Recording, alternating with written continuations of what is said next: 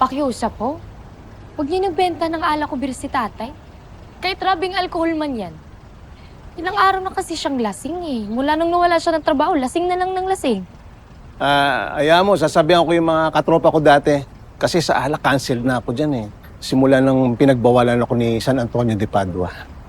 Sige, Iha, kilala ko naman ang mga tindahan dito. Alibad pa rin na kasi ako sa kanya.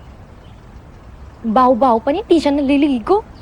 Carla, kung naalibad-barang ka dun sa amoy, may suggestion ako, huwag ka sana magagalit. Ayain mo yung tatay mo mag-inuman, tapos magbersusan kayo sa shot puno. Ay, Nestor, hindi ka naman nakakatulong eh. Carla, bakit parang hindi ka masaya? Andyan ang tatay mo. Alam mo, nung maliit ka pa, kapag hindi siya umuwi, namimiss mo siya agad. Ngayon na andyan na, kulang na lang sabuyan mo ng asin. Noon ho yun. Masasanay kang hindi ka pinapansin, madalas pinapalo pa. Mas gustuin ko na lang na wala siya. Hindi ko naman naramdaman na wala akong tatay.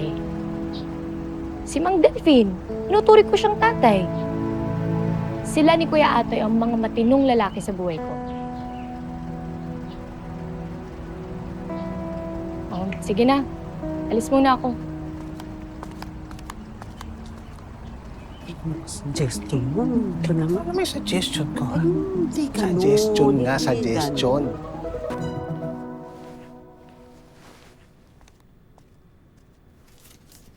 Alam mo, nagtataka pa rin ako kung ba't nagtitiis si nanay kay tatay. Isanay naman siya na wala siya. Mas masaya nga kami pag wala siya. Baka naman true love ng nanay mo yung tatay mo. Kaya nagtitiis siya kasi may pinagsamahan sila. Di, parang hindi naman. Di ba may mga ganun naman na mag-asawa? Nagsasama pa rin sila kahit hindi na nila mahal yung isa't isa. Kasi nasanay na lang. Convenient. At saka baka natatakot yung nanay mo tumandang mag-isa.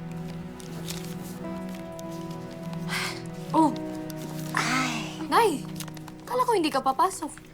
May kailangan akong tapusin eh. Tsaka malis ang tatay mo, maghahanap daw ng trabaho.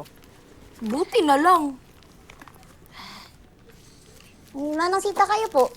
Hindi niyo po naisip na umalis dito? Maghanap po ng ibang trabaho? O kaya magtayo po ng sarili niyong tailoring shop? Masaya naman ako dito. Tsaka binili ni Delphine na gabayan ko daw si Atoy. Matalik kong kaibigan sila ni Julie yung asawa niya. Kaya tinutupad ko lang yung pangako ko.